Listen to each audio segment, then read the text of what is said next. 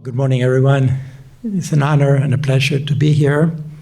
Almighty and ever-living God, Dad, we come before your presence, or rather, we want to acknowledge your presence within us and among us.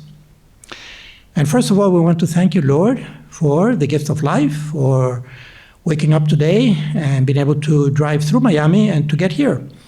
And we thank you for all the many blessings, especially the hidden blessings in our daily life. We ask you, Lord, to bless our gathering today as we go about your image, to be good stewards of what you have given us, which is this planet Earth. An amazing, amazing planet as we learn more and more about its particular properties, including the property of life. And so, Lord, continue to be with us, inspire us to be creative, humble, and aggressive about the issue at hand, this complexity of not just maintaining life, but that life may flourish again in the planet where you have planted us, that we may discern your will in our lives, because we are convinced that you always want what is best for each one of us. So once again, thank you, Lord. We count on you, because you will never disappoint you. And this we ask in the name of Christ our Lord. Amen. Thank you. Thank you so much for those beautiful words, Reverend. That was wonderful. Good morning, everyone. Good morning. My name is Mike Allen. I am the 7th president of Barry University, and as the gentleman just reminded me over there, I have very tough shoes to fill. I am the first president of the university in 83 years to not be an Adrian Dominican sister. So it's a unique claim to fame, but it's all mine. We are so delighted to have you all here. This is such an incredible collection of people, and just really looking forward to our discussion today. The timing of this meeting really couldn't be better on campus, as we are also simultaneously celebrating Earth Week here at Barry University. And today is our Earth Day Carnival. And I don't want you to think that we're at all good at planning, because we're not. That's just great luck and good fortune that these two things hit on the same day, but they did. And I invite all of you, as you leave here, you're already giving us a lot of your time, but if you have a few extra minutes to just walk through our carnival out there, you'll be very impressed with what you see from our students and our faculty, and even some of our vendors are here sort of showing their sustainability work and how they're rising to the call there as well. So it's out on our university lawn if you have a chance. So stating the overly obvious to everyone here, South Florida is clearly on the forefront of this climate sea level challenge that is well upon us. And we all have our personal moments of discovery around this topic. And for me, being relatively new to South Florida, a couple of years now, it occurred a few years ago. And I was walking out of what is now the Kaseya Center at an event, and it had rained during the event. Not a storm, just it had rained. And I'm walking down Biscayne Avenue, and I see hundreds of people in waist-deep water, just walking through waist-deep water. And I'd never seen anything like it before. And I was struck by the normalcy and the acceptance that everybody had around what was occurring, because that's not normal, and it's not okay. And I know all of you in your lives and your journeys have certainly seen much worse, and have committed your life's work to addressing this very topic. So what do we do about it, right? What do we do about it? And that's why we're here today. What do we do about it as individuals? What do we do about it as a university, as a group of experts who have the capacity and the bandwidth to have a much broader impact? We have the motivation, we have the will, we have the expertise, especially here in this room, and we're also blessed with some real potential resources to have an impact. And we'll talk about that in a minute. So today for us is about understanding, discovering the what. What is it we should be doing? What is it we could do here at Barry University? What is it we could do here as a South Florida community to truly have a lasting impact. And I know you share my enthusiasm for this conversation, and I just couldn't be happier with the collection of experts that have come together.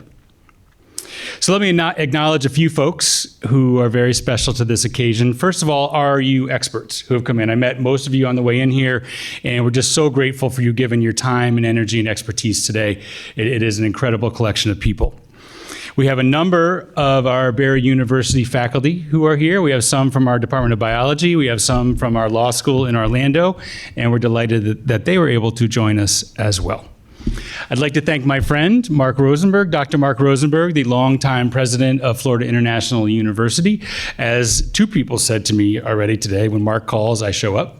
So, Mark, this event also doesn't happen without you, and Mark will be facilitating our conversation shortly, but he has been a wonderful advisor to me. We also have a very special guest and friend here who has been a world traveler. She changed her plans dramatically to be here, and she literally, I don't even know where you flew in from, Sister Pat, but it was far away. And Sister Pat Seaman is here with us today. Sister Pat is the former prioress of the Adrian Dominican Sisters. And she's also a member of our board of trustees. And Sister Pat, along with Sister Elise Garcia, has really dedicated her career to environmental work, to the sustainability work, to protecting the sacredness of Earth. And she also was the founder of our Center for Earth Jurisprudence, which is at our law school, and just a really incredible mind on this topic. And we're so happy you're here, Sister Pat. So thank you for joining us as well. She's also one of my bosses, so you always make sure you mention that. I mentioned the potential for philanthropy and funding, and I want to say just how grateful we are to the individual who really had the vision that brought this group together, and that's Mr. Sam Nappy. It is through the generosity of Sam and his wife Carol and their vision to make a positive and lasting impact on the environment that we're all here today. Sam has funded this initiative with some seed money to get us off the ground, and we believe that collectively there's a real potential to build on that and to create resources where we can have the true impact that we want to have.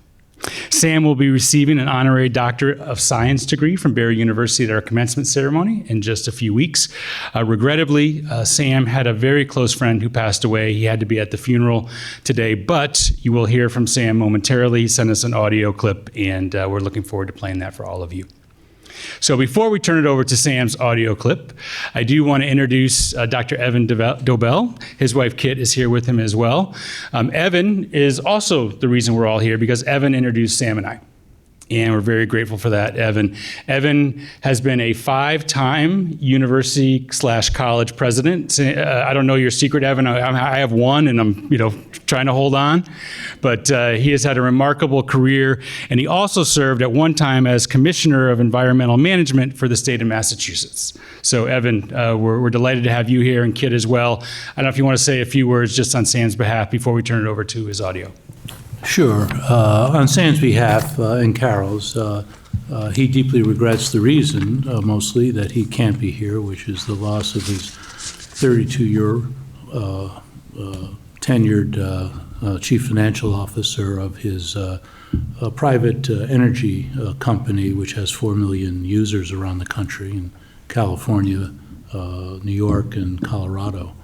But Sam, beyond that, has always been very involved in climate change. He was chairman of the board at one time of Alta Sea, which is a consortium of 17 colleges and universities in greater Los Angeles, studying the ocean and the effects climate has on the ocean. He's an extremely authentic, curious, generous individual who I serve as a senior advisor on his efforts in philanthropy, which really focus with Carol on Alzheimer's research and climate change. And he made a significant gift to Barry to begin this. He lives now in Sunny Isles as well as central New York. But his interest is what would you tell him he needs to continue to fund to accomplish a change in the situation that we face in Greater Miami, and how can we take that globally given the fact, as Sister Pat knows, and as Baba Jane, who you might hear from, knows, there are 200,000 Catholic schools in the world. 200,000. Just to begin with that, to be able to reach young people, particularly in the situation that we're in the sanctity of the earth, as Sister Pat knows, is at the heart of the sisters, of the Dominican sisters. So with that, I think there's an audio, Mike, that you can have. Yep. My contribution, may well be if we talk about scenic mountains and scenic rivers, because I was commissioner when we implemented that in Massachusetts. To avoid, if you've ever been in Los Angeles and driven to San Diego and looked up and seen what they've done to the mountains, you can't get within 200 feet of the top of a mountain in Massachusetts, and you can't get anywhere near a river. And if you own something on the river and it doesn't go on to a member of your family, you have to sell it to the state. That was not an easy sell under Governor Dukakis, but he was committed to it, and we did it. What my interest is to be able to take back with Mike to Sam what you think is best to do, and maybe try to help us prioritize it. And with that, Sam can speak for himself, which he now will.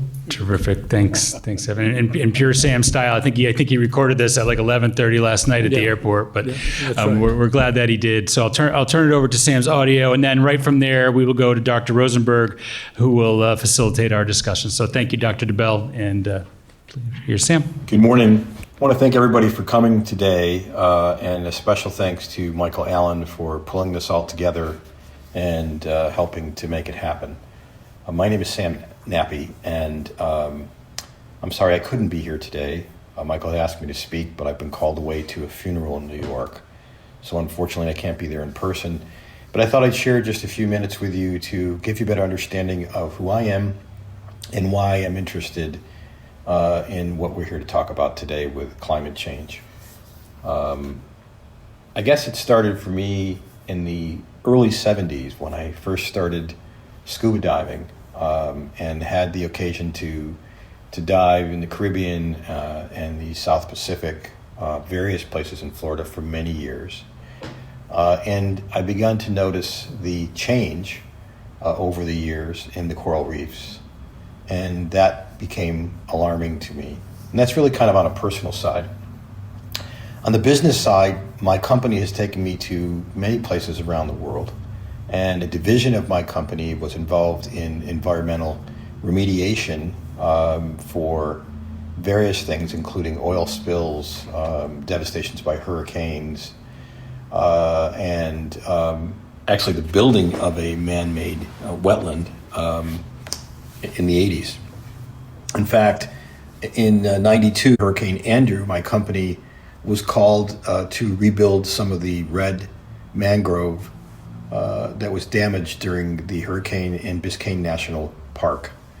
And I was at that job myself personally and experienced that devastation, which was truly incredible what that hurricane did. And certainly as a result of global warming, we're seeing more and more devastation by hurricanes. I've had the opportunity to be in India, and I actually met with Dr. Ramanathan from Scripps, who is a scientist. In fact, he is the Pope Francis, one of Pope Francis's many scientists that participated in the Pope's letter on climate change several years ago. Dr. Ramanathan has worked on many different aspects of climate change, but one was a study that he did on the particulate matter generated by the 90 million wood-burning stoves in India, and how it affected the melting of the glaciers in the Himalayas. And I've actually visited the Himalayas and understand much about the work that he's done. Again, I could go on, but we all know that there are issues that need to be dealt with, some of which we will not be able to change. It's an overwhelming task, but I'm hopeful that getting together today, we can come up with some ideas on how we can make a difference locally and globally. And to use the old adage of the 80s, think global, act local, it really does apply. It really is important. And I'm hoping that today we can at least begin to understand what we might be able to do locally. And let me answer why Barry University. There's many reasons why. First, to start with the leadership in Michael Allen, who has been very forthright in trying to come forward and do something about what he sees happening to our environment and how the university can participate. When we look at the Barry University and Catholic universities in general and the Pope's mandate for climate change awareness and moral responsibility, which the Pontiff says that it is in fact a moral responsibility, and I agree with him. The Dominican sisters have a long history of protecting the earth and the sanctity of the earth.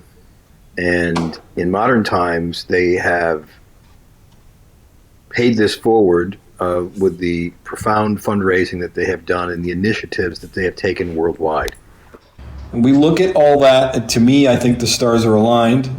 And we look at the reach of the Catholic Church and Christian churches in general. The Catholic Church, I'm told, has over 200,000 schools worldwide.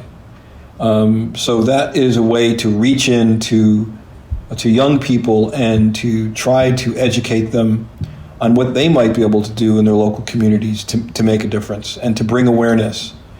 So that's my take on things. I wish, again, I could have been there today to meet many of you. I'm hopeful we can do that in the future.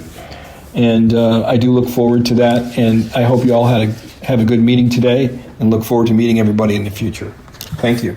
It really wasn't a coincidence that we would gather here today as Earth Day is being celebrated at the university. I've found Barry to be very much tuned in with the major challenges of the time, and I've enjoyed working with my faculty colleagues here at the university in planning, thinking through, and more importantly, dreaming about where we might be able to take this initiative. And certainly Mr. Nappy has empowered us to think big, to remember that we do have an obligation to this earth, to leave it better than we found it. And this is just another opportunity that we all have to make that happen. So I want to thank you all for being here. I'm particularly happy that Barry's provost, John Murray, is here. Provosts always have more to do than they possibly have time for, so thank you very much, Dr. Murray, for being with us. So we're empowered by Mr. Nappy, and we're invited by President Allen.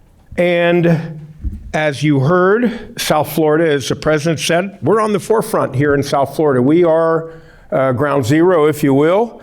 We are where everybody looks to. And as the President said, what do we do about this? And that's really the opportunity that we have today and going forward. And so I'd like to remind us that we'll spend about 45 minutes going around the table with our external experts.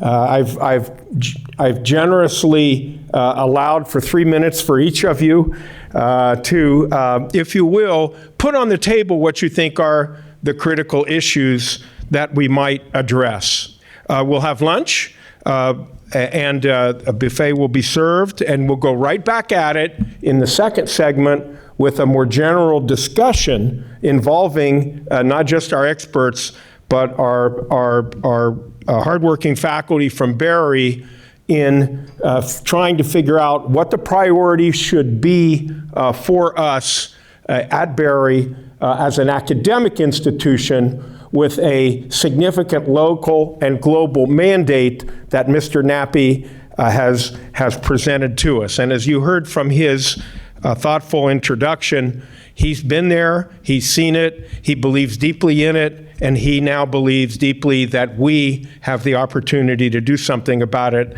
in addition to what we're already doing, and he wants to help us to get there. So what I'd like to do is begin with Sister Pat, who clearly has been thinking about these issues, a pioneer with the Center for Earth Jurisprudence. And we'll begin with Sister Pat, and I'm going to move around the table in the order in which you're sitting. So Sister Pat, please. First of all, I just want to express gratitude to Mr. Nappy and his wife Carol and to the Berry leadership for gathering all of us. And I won't spend more time on that, but it's amazing opportunity. I think South Florida is uniquely situated as almost a climax center, illustrating what happens when humanity disregards the warning signs of some of us using too much.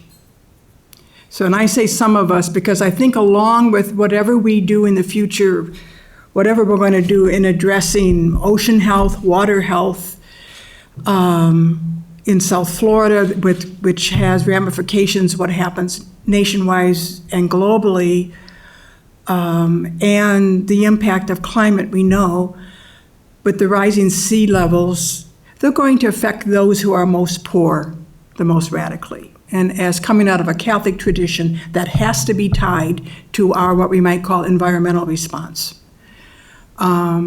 Because some of us who have the means can move to the center of the U.S., for example, or to high areas, or have 2 or 3 homes. Around the world, people who are in low-lying areas do not have that option. So as we look to the issue of climate and rising sea level, ocean health, these are moral issues. And I would just say that in my previous life, when I was really working with the Center for Earth Jurisprudence and then later founded the Earth Law Center, the goals of both of those organizations are to really look at law and policy to make sure that all of nature, including humans and those, especially those who are most vulnerable, that their intrinsic right to exist and flourish are honored. And so from my perspective, it is like, it's a global response. And then, as we said, we have to think locally. But if we focus only on one area and we don't see the intersectionality of it all, we won't be as helpful as we could be. Well, Sister Pat, thank you. That clearly some of those themes echoed in the papal encyclical Laudato Si, but we know you were thinking about this even before the encyclical. And it's interesting, your point is something that Mr. Nappy has made as well. He wants, of course, our academic thoughtfulness, but he's also interested in that intersection and in getting things done, in impact. So, speaking of that, Jim Murphy. I think Sister Pat started to set this up very well, thinking globally. I want to switch to the other end of that continuum and about the responsibility to act locally. I'm actually the outgoing Chief Resilience Officer. I'm about to end of my 50-year career. The incoming is Patricia. She'll talk. And what I've learned is what all those large global issues, they all are very important for us to grasp, especially with the oceans and coasts and how they, NOAA, the National Oceanic and Atmospheric Administration, is created at the federal level because we know that the climate affects the oceans and vice versa. But for people to understand it, they have to see local impacts. They have to be able to connect that they're either causing something or they're being impacted by it. I want to share that when I left law school, George Washington, many decades ago, my first job was in Miami, and the first place I lived was Miami Shores. And I continue to believe that at the local level, in a community like Miami Shores, is where you start to grasp the impact of these larger global issues. Miami, everybody wants the brand, but it's the second word that's really important. Shores, shoreline. It's the interface of water and land. And this little beautiful community sits on Biscayne Bay. It also sits on Biscayne Bay Canal, right through the golf course. Those are the intersections of what we're doing. The Everglades, our drainage system, our water quality issues, they're all here. So I think Barre has a wonderful setting to draw upon the local experience, and this is a community that already does some of that. They have a resilience committee at the village. It's a place to start, but do that then collectively with the other 34 cities in Miami-Dade County, with the 100 cities in Southeast Florida. There's a role there that I think acting locally magnifies the global issues. Thank you, Mark. Thank you, and you would know, so thank you very much. Meenakshi. On behalf of the Everglades Foundation, I'm Meenakshi Jabba. I'm the Ecosystem and Resilience Scientist at the Foundation, and very honored to be here, part of this group. I was going to take the tagline from global, local, and take it regional, but Jim took that away from me as well. No, but, I gave you no, but thank you.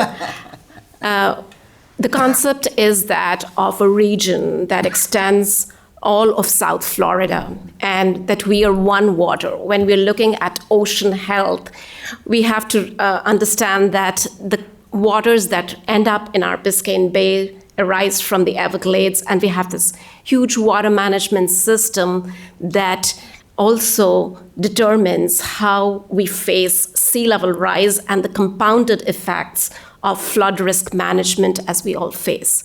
So our solutions have to be regional, pointed towards local solutions, but embedded in the fact that all this water that sweeps right from Lake Okeechobee headwaters to the bay and to Florida Bay as well as Biscayne Bay is protected.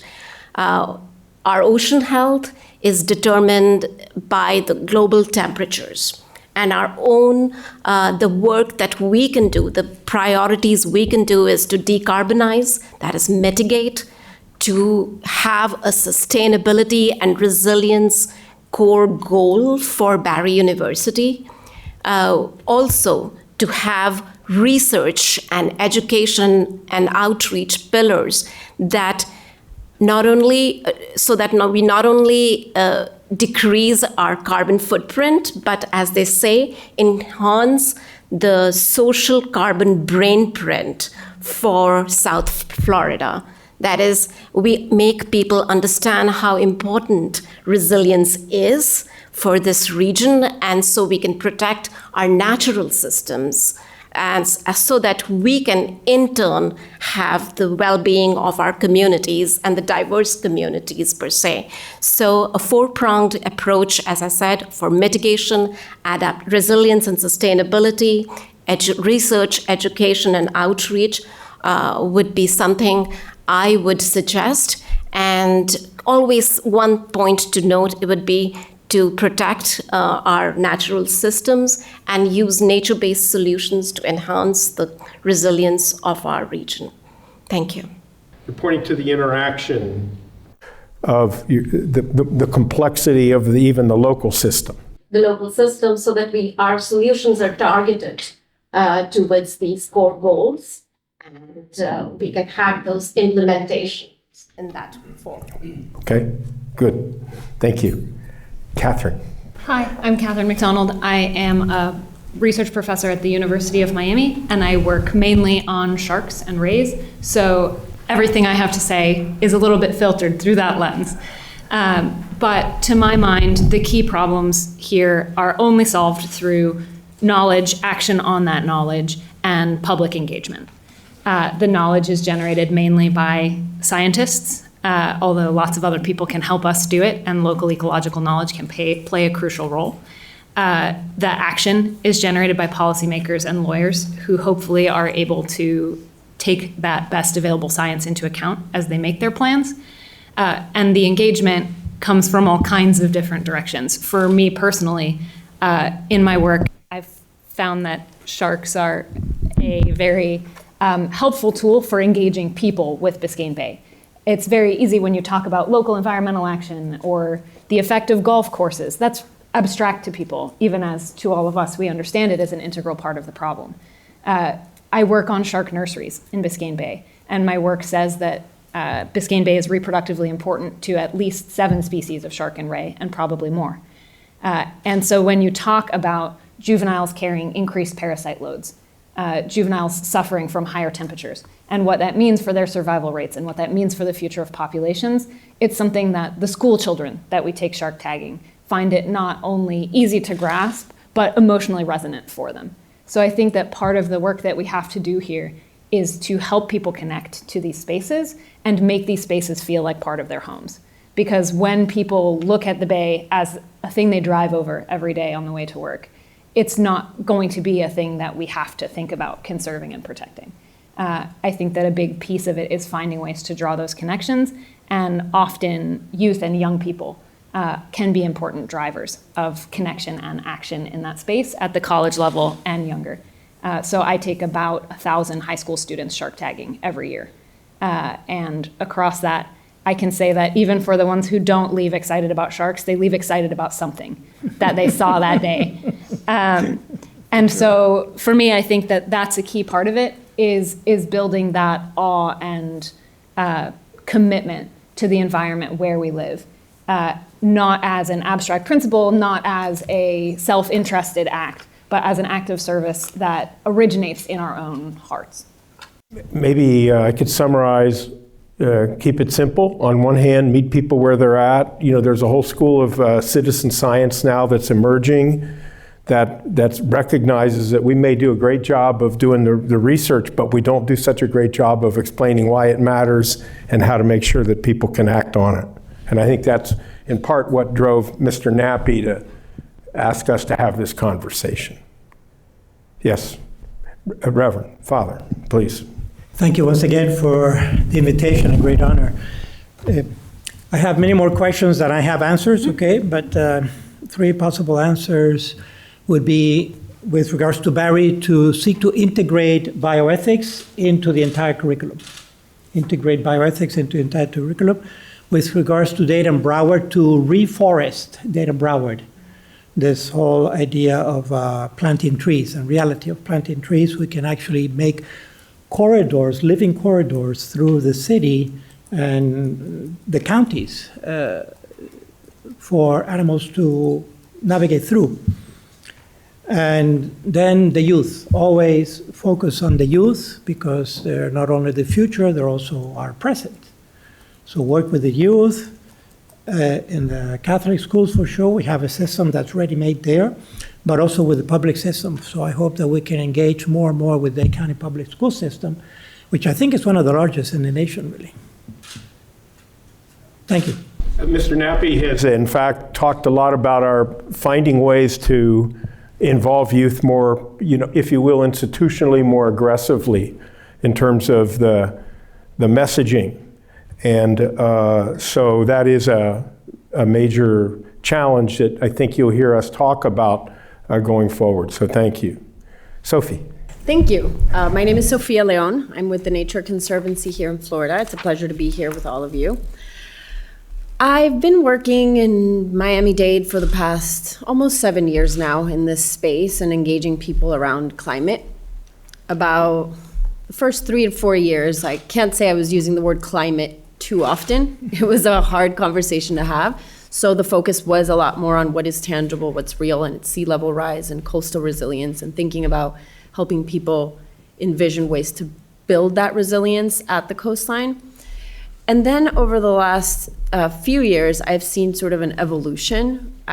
I'd attribute some of that to the obvious vulnerabilities that we are seeing and the over and over and over again examples of how it's, you know, disrupting lives, whether it's from the flooding on Biscayne Bay or the huge hurricanes and whatnot that we're seeing affect our state. But I also think it's an influx of different people and the migration patterns we're seeing in Miami. You have a cultural powerhouse in this community. You have people from all over the world that have lived tangible experience that is bringing solutions to the table. And so I think there's a lot more energy and excitement around tackling both resilience from a coastal and sea level rise angle, but also thinking about mitigation, education, and other things. I think one of the challenges we face still in Florida is that you have amazing groups doing great work, important work, you have universities, solutions being generated, but I think what we're missing, and I think where universities can be instrumental, is to dip a little bit into the social sciences and think about how to massively scale that sort of cultural change, if you will, thinking about ethics and how it sort of intertwines through everything that's done at the university, but just thinking about how we need sort of a coming to terms and to build understanding through things like citizen science, through advocacy. The youth is being heard in different places. We've seen lawsuits and young kids showing up and speaking up and saying, this is for us, this is later, we're worried. And so responding to that anxiety by engaging youth to have these conversations throughout our community, to give sort of spotlight to youth activism across different university campuses in the city, I think it can help inform, it can help by partnering with other organizations, educate the public about these issues so that when they do reach November, when it comes around each couple of years or so, they are thinking about these issues and how they show up and manifest at the ballot. Because I don't think there's a really good sort of connective line where people understand how what they vote for at the ballot impacts these issues that they're so deeply concerned about, and moreover, helping move some of their leaders to think about these things, right? So I think kids and youth have an opportunity to do that, and Barry has an opportunity to think about how the social sciences, not just the hard sciences that we usually turn to for climate-related issues, but the social sciences can help us think creatively about how to get that message across our community. So that's my biggest. Okay, well, so in that, one of the great advantages we have in South Florida is our demographics. You know, demography is our destiny, and I think what I hear you saying is how to massify youth consciousness and conscientiousness around climate issues. The massification is critical in terms of raising the level of awareness and the likelihood of action. So, thank you. Perfect. Hi, good morning. Thank you so much for inviting us. I am with Miami Waterkeeper. We're a nonprofit and we focus on clean water solutions and resilient solutions.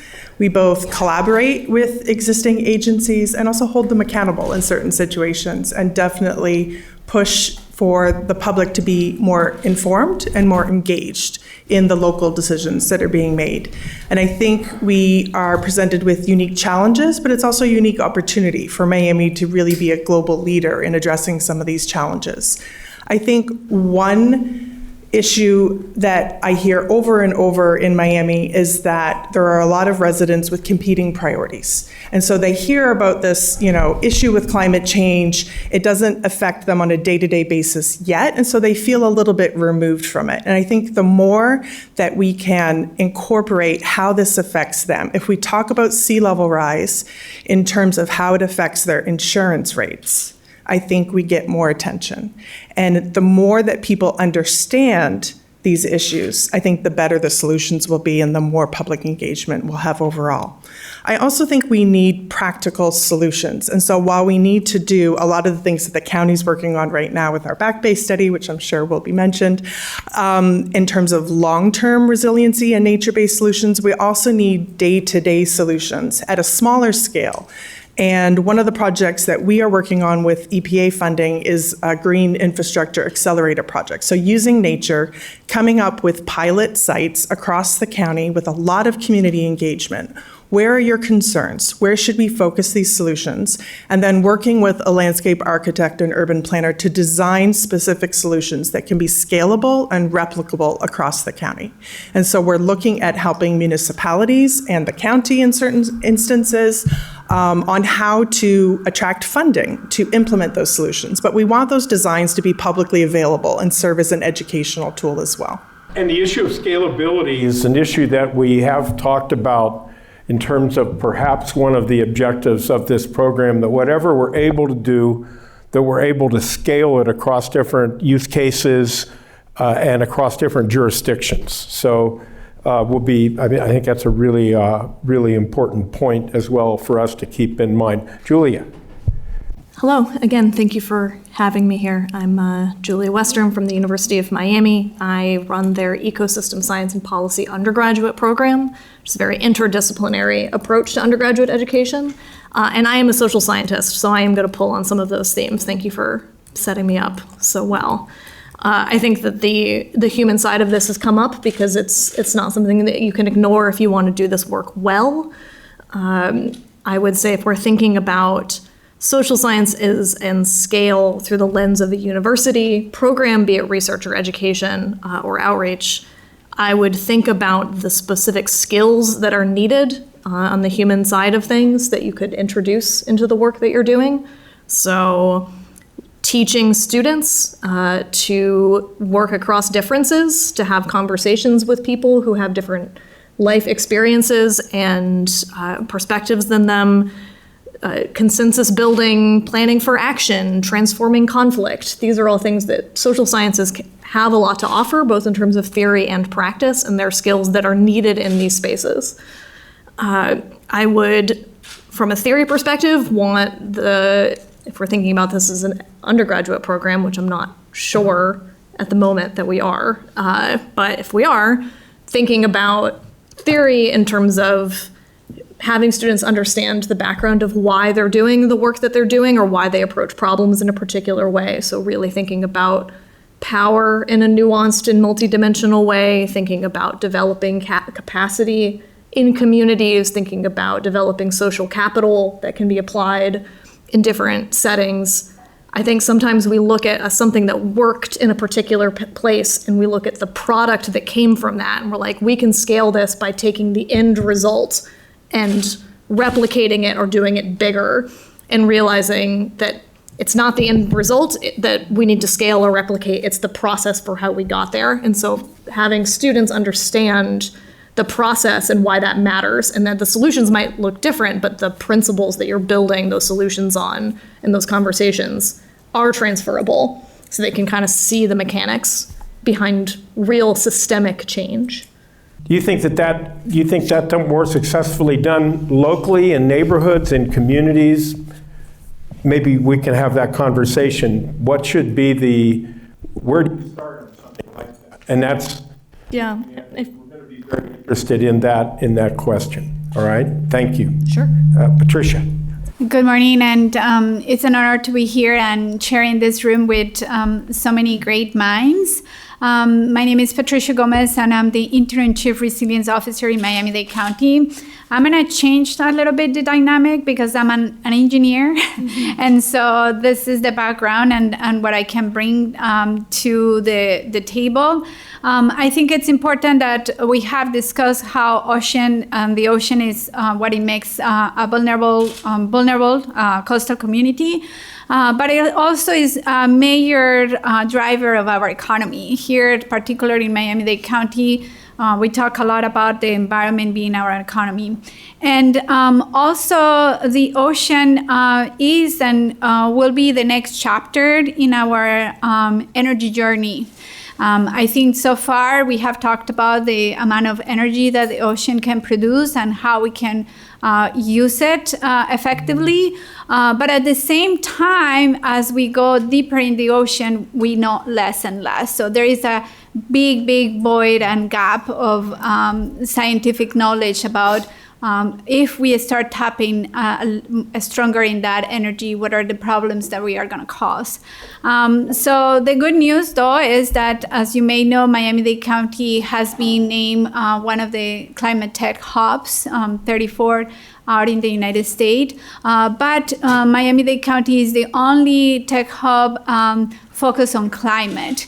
And one of the proposals that we have in the table for implementing is this side of energy, right? It's not only the source of energy, but how to make it more energy efficient, energy conservation. And so that's a big aspect of the unknowns and what we are going to need to face very quickly as our population keeps growing. And so that's kind of my focus for today.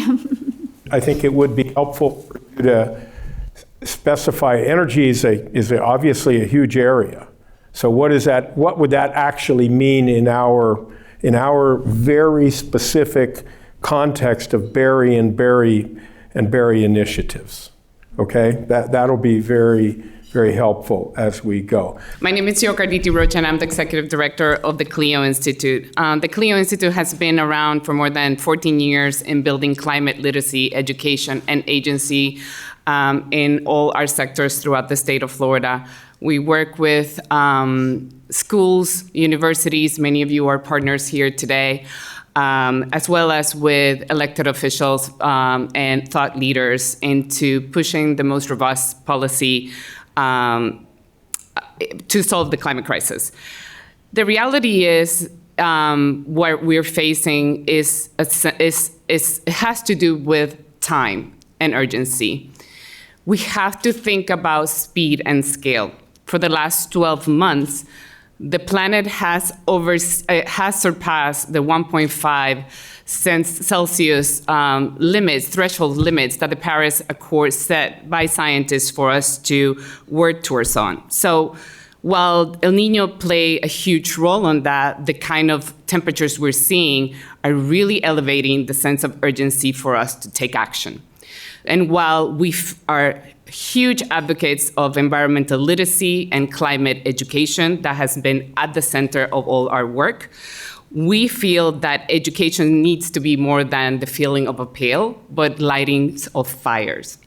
We need to make sure we find creative ways to infiltrate people's hearts and minds to take action at their own level. So we need to think ways to really engage our students, to become advocates, to become voters, to use their voice, because the window of opportunity is closing. Sadly, philanthropy is not a part either. Only 0.2% of philanthropy dollars for climate are available today, and they have been flat for the last few years. And out of that, if we're going to talk about climate justice and equity issues, only 0.01% of that 0.2% goes to women-led nonprofit organizations like the Clio Institute or Miami Waterkeeper and many others. So there is a framework and there's a roadmap for us to get us where we need to do. The speed and scale framework calls for electrifying our transportation, decarbonizing our grid, fix our food systems, protect our nature and utilize nature-based solutions, clean up our industry, and remove carbon. We have the solutions. The climate crisis is a solvable issue. But to do that in the time that we have to, we need to win politics and policy, and we need to turn movements into action. And for that, we also need innovation and investment to be along the way. And so, the Clio Institute has been working at the intersection of climate justice for many, many years. We cannot be pushing for solutions that are not people-centered and making sure that our most vulnerable communities are first, obviously, a priority. And so with more than 7 chapters of school chapters and state college chapter here in Florida, with a base of more than 5,000 students at the college level here in Florida, we are making sure that the future leaders are ready to engage at the policy level, but also with their advocacy and activism skills. So it is our hope for the next few years to prepare those future leaders are future ready. And so I'm excited about the conversation, but I will leave us with a caveat that at the end of the day, climate is produced by the buildup of greenhouse gases in our atmosphere, but it's also because of political inaction. And that is the elephant in the room. We have 54 companies around the world producing the most amount of greenhouse gases. And we have many of those companies having a stranglehold with our politicians and our political system. We have been delayed. We're in the midst of a climate war. And unfortunately, until we don't fix that, we won't gain the traction that we need to curb the temperatures and the amount of greenhouse gases we're polluting our atmosphere with. Thank you. Your sense of urgency, I think, is shared, and but not widely enough, to your point, on one hand. And then on the other, what strikes me about the assessment is the dilemma of whether reason drives emotion or emotion drives reason. And if we can figure that out at a level that scales we're probably going to be a lot better off. And I'd like to think that some of the things we're going to do in this initiative will help us to answer that dilemma. No question. Thank you very much for that, Yoka. Okay, so Bawa Jain. Thank you. First of all, I'm very grateful to be here. I came here mainly because of a meeting in January when we were on the lovely boat, Mark and Mike, and thanks to Ambassador Evan, Dobell and Sam. What struck me then was his urgency on why we need to engage the world's religious leaders. I serve as the Secretary General of the World Council of Religious Leaders and the President for the Center for Responsible Leadership. I was around at the UN when they began the dialogue preparations for the Earth Summit.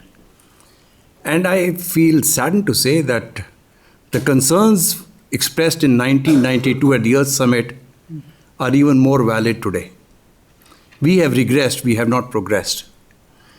And to build a global movement, what we discussed on the board that day was the need to engage the world's religious leaders.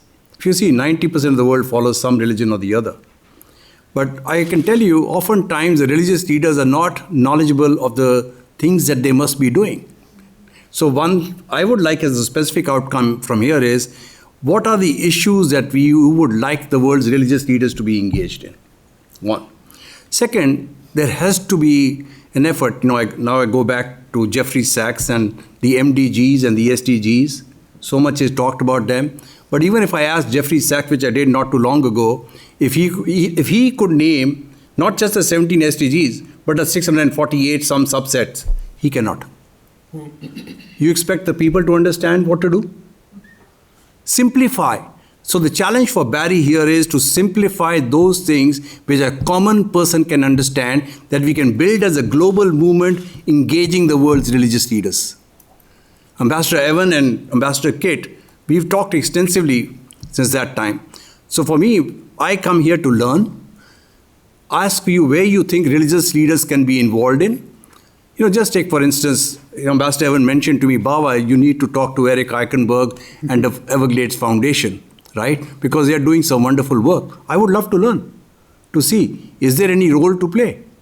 Last I'll end with, on the 3rd of April was Jane Goodall, my dear sister's 90th birthday. And we engaged a call for Sam and Ambassador Dobell to speak to her. She talked about programs here. I've known her over 30 years, right? I did not know even now the programs that they are doing here. So what we launch here today, remember, people in the South will have very different needs. We know the imminent threat. 1/3 of the world will be underwater by all predictions. So come up with those things which we can build as youth movements with the world's religious leaders engaged on things that people start to get aware of what they simply can understand. Make it simpler. The UN fails because it is too complex for a common person to understand. Simplicity, partnerships, and actual, tangible, measurable solutions. Thank you for that synthesis. Two things emerged for me, at least. One is we need to do a better job of taking responsibility for being understood. And just because we have these great words and these great frames, they may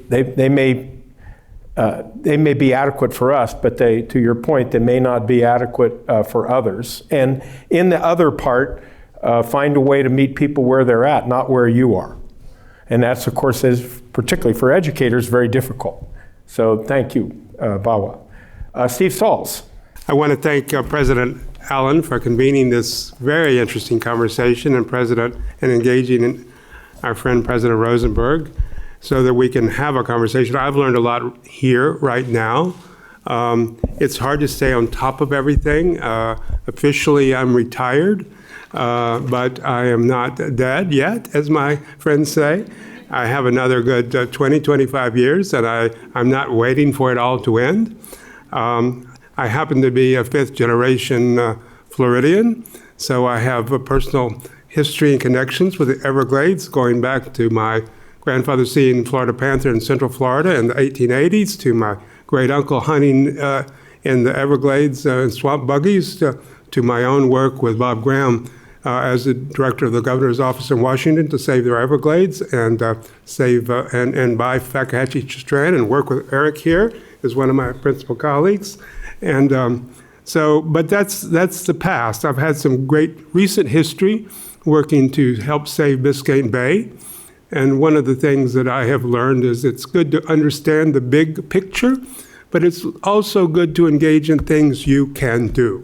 I did that in my work in Washington, but I also did that in my local activism where I worked on Biscayne Bay, hoping I could make a difference, and focusing on policy, not just cleanup. I could be a volunteer cleaning up every weekend, but focusing on changing policy. I think we need more thought leaders. I heard that. I think there are particular solutions that are dear to my heart, such as reforestation. When Christopher Columbus came, we herald that as a great discovery. Actually, people have been living here for 12 to 20,000 years. And within a very short time after the Europeans started arriving, it's estimated that 90% of the population of North and South America died as a result of European diseases.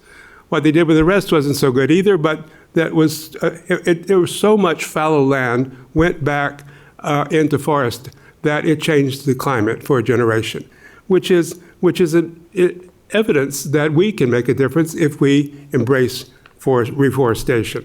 I think we have a lot of solutions. My approach to Biscayne Bay was bringing in science, FIU, holding summits, bringing in the community, engaging the public and decision makers, and then sustaining coalitions to provide advocacy and pressure to the elected officials, the decision makers, so they understand, A, the public understands, and B, these are important priority issues. Kind of takes all of that, but as far as philanthropy, I would say, supporting those coalitions is one of the hardest things to do. We're just scraping for money always. Volunteers are one thing. Our steering committee, we're all volunteers. We're all talented people. We had great jobs. And we were doing this really by love. And so I think we have, and so far in the discussions, we have a great basis for a plan of action. And I do believe in thinking globally. I think we have to have, like the Bay, we have to have urgency, great urgency for solutions, but we also need patience. Patience because some of these solutions will take time. I think one of the greatest challenges is denial. It's been studied that a lot of people are either predisposed to change or predisposed to keeping things as they are. If to the extent it's been validated by other research studies, but to the extent that that's true, we need to have a modulated strategies of communication because we're talking to different kinds of people. I was coached at FIU that I was a strategic thinker, but I needed to help the others understand that I am speaking strategically or I'm thinking strategically so they can begin to listen to that what I'm trying to say and incorporate that into some action. We could really go on and on. I've studied my own family history going back 1,300 years, and it's poetic for me to say today that I'm actually a descendant of 3 Catholic saints, but I'm also proud that in my lifetime, I was an acolyte working with Bob Graham to save the Everglades, and we might pause for a moment in our hearts because today he passed. And so we have wonderful experiences in our lives. We have full-time jobs. We have great intellect. But how do we communicate and translate that into action? And how do we get support for the hard things to do what we know in our hearts and our minds need to be done? Communications is tremendous. This weekend, I was the host of Bea Brickell, the great-granddaughter of the founder of Miami. And she gave a talk, and I was unexpectedly challenged by one of the guests who was reportedly a documentary maker in total denial of COVID, a denial of sea level rise, because it hadn't gone over his seawall. It is going over mine. But, how can we've been testing measuring sea level rise in South Florida for well over 100 years. How do we develop strategies to help people understand that? And I will totally endorse keep the message simple, because government is too complex. I've worked at the highest level of state and federal government. I've been in the room when the decisions are being made. But how do you communicate to people who are like me now, trying to live their lives and want to do right, but they don't have the understanding or the education to appreciate all the complexities of all that? I will say the notion of religious leadership is important. I went around the world this last year, and after Hawaii, I went to Fiji, which is mentioned here. I learned that not everybody looks like us or worships like us, but they're all God's children, and how can we communicate them and find common ground to make a difference? Thank you. Steve, thank you. What I think is important for people who are in positions of leadership is to have clarity. And what I find really interesting about Steve's presentation is he raises the question, how to? He has clarity about the need for us to get better at how to, whether it's communicate or to develop strategies. So thank you. And I want to end this session before I ask the provost to work his provostial charm in terms of maybe a brief synthesis, is ask Eric Eichenberg to complete this roundtable. Thank you, Dr. Rosenberg. Being here at Barry, I remember as a early congressional staffer 20 years ago, meeting regularly with Sister Jean, who had great passion for this university. She was always asking to pray with Clay Shaw, maybe because she was asking for appropriations, but she was very passionate about this university, and certainly Sister Linda after her, and wish you well and your team here at this great university. I've had the privilege of being at the Everglades Foundation now for 13 years, and I will tell you that I love the advice, never let a good crisis go to waste. And I believe it was the former mayor of Chicago that made that a phrase of his administration. But the issue as it relates to South Florida, it's water. We're all connected by water. And we conducted a survey last June in South Florida. 90% of the respondents in Broward, Dade, and Monroe did not realize that our drinking water comes from the Everglades, from the Biscayne aquifer. And as you deal with weighty issues, if you don't have that common understanding of what unites us, whether you're in Miami Shores or Palmetto Bay where I live or Hialeah, we're all connected by water. From the ocean to the Everglades, we're nestled in between bodies of water. And we've had crises as it pertains to water quality. Certainly Biscayne Bay has been plagued by that. We continue to address the concerns of water quality. The Everglades for decades has been plagued by water quality issues. But to simplify the message and bring it towards a common ground or a common understanding that it is water, we have found that to be at least the starting point. And I will say to the Secretary General, as it relates to religious leaders, when Protestant ministers went to Tallahassee to tell the Florida legislature that they could not baptize parishioners in the local waterways due to toxic algae, it was a moment of, wait a minute, what is happening here? And that led to political will for change. I completely agree with this issue that these are moral issues. I completely agree that we need to simplify the message, that this is also a variety of social sciences. I agree with educating voters so that when they approach the ballot box, these topics are front of mind. But as it relates to the Everglades, it is a coalition. At the core, this is environmental. Sea level rise, saltwater intrusion, resilience, these are environmental issues, but at the core of it, it's economics. The jobs that are associated with a tourism-based economy in this state are reliant upon water. And to have the business community and to have a university that is now leaning in based on the generosity of a business leader to say that the institution should be at the forefront. We have found that engaging the business community at the highest levels of government, whether it's federal, state, or local, it's a new voice. These are voices that the politician doesn't expect.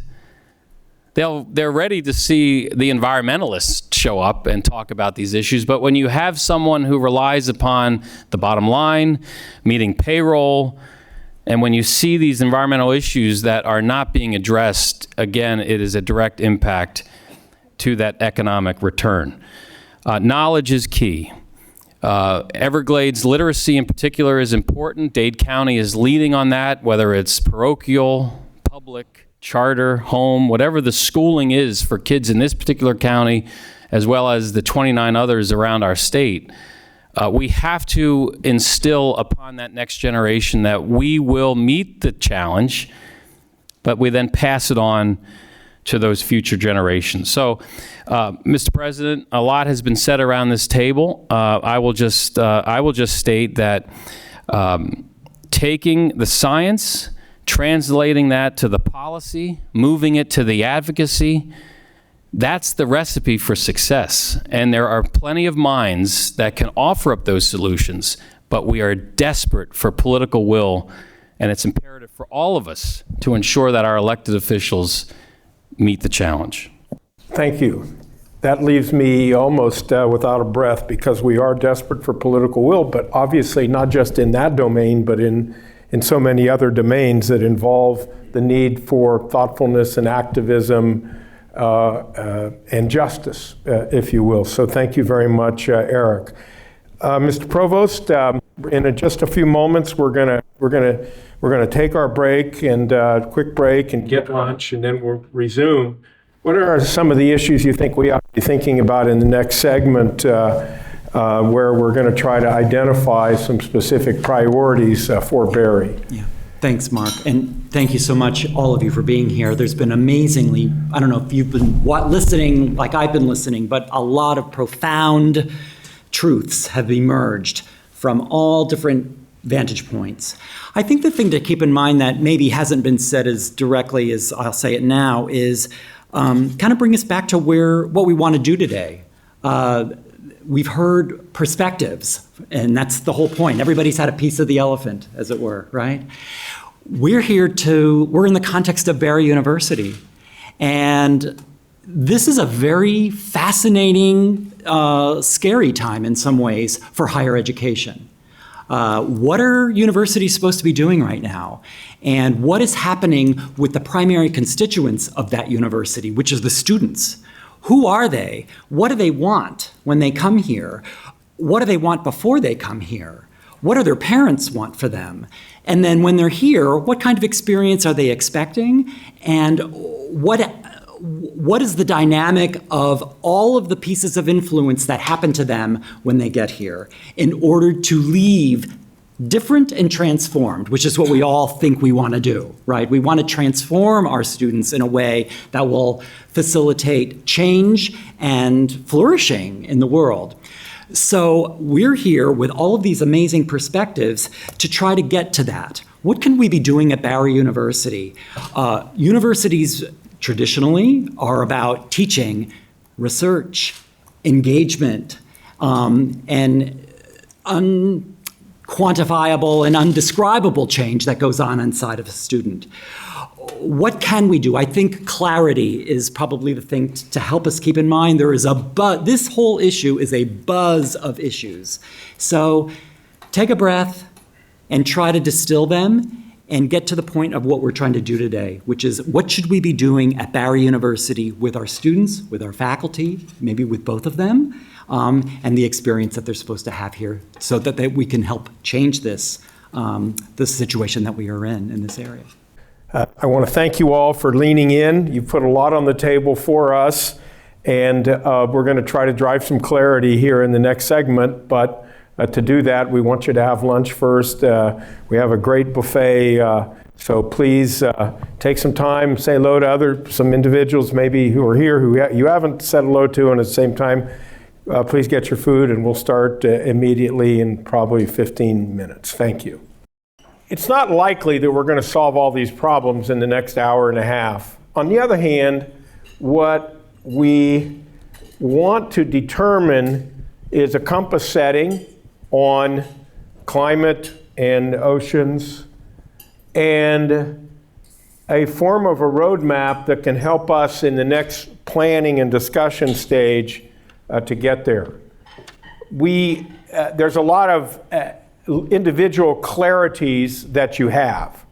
And so the issue is, how do we synthesize those into something that, as the provost suggested, makes sense from a pedagogical and an institutional framework of a university on one hand, but as well from with an impact perspective that go far beyond learner competency and community competency, that can provide some optimism and some hope for addressing a range of issues. And I know that at certain points, one could and should be a little gloomy about the opportunities to have impact and to make a difference that we have in these domains. On the other hand, if you think about it, now more than ever, we have tools that can extend our impact, that can have resonance not just at the levels that we're traditionally working at, but as well that can popularize and democratize those efforts in ways that perhaps in the past we never could think about. And so that does require, if you will, a 21st century perspective, and it does necessitate the need to leave, if you will, some old non-operative paradigms behind. And in many ways, Sam Nappy and others here in this room, I know, believe that that can happen, and it should happen here at Berry. And if it does, it can make a big difference for a lot of people, starting right here in Miami Shores. And I can tell you, Jim, that during the last major Biscayne Bay Challenge was a couple of years ago when there was a huge fish kill. You know, a lot of us started to receive calls from neighbors in North Miami along the shoreline wondering what they could do to if you will, ensure that this never happened again, which of course leads me as a political scientist to think that, yes, all politics are local, but in many ways, all politics are personal. And so many of you have been saying, can we find a way to make sure that individuals understand that this does have impact on them? And I think that's why Eric pointed out that we're all going to have to drink some water on a daily basis. And the quality of that water is directly proportional to the level of responsibility we can take to ensure that it is high quality. So what we'd like to do is have if you will, an open discussion. I'd like to begin with my colleagues, with our colleagues at Berry, who've patiently been listening, but certainly are the ones who are going to help us translate the thoughtfulness that you've presented and the challenge that Sam has articulated into meaningful learning on one hand and action on the other. So if we could have I want to start out with colleagues. Any thoughts that you might have? Perhaps Michael, you'd like to start if you could, or Anita, and tell us your thinking. And I'd like to keep your comments again to 3 minutes, if you will. Everybody was very thoughtful and stayed within those parameters. So please. Thank you, Mark. And thank you to everyone from outside of Barry who's come here. We definitely really appreciate it. My name's Mike Robinson. I study fish ecology, behavior, and when I first got into science, I was not really interested in any applications of science, but it's really been in the past 10, 15 years that it's impossible not to notice how the globe is changing. And it's gotten harder and harder for me just to isolate my thinking. And I'm at the point where I no longer want to isolate my thinking. And what I really hope to get out of this is, so I have the passion to help, but I don't have the expertise to know exactly the best ways to go about this. I'm good at teaching. I think I'm pretty good at research. I know how to connect with students and get students involved in these kinds of things.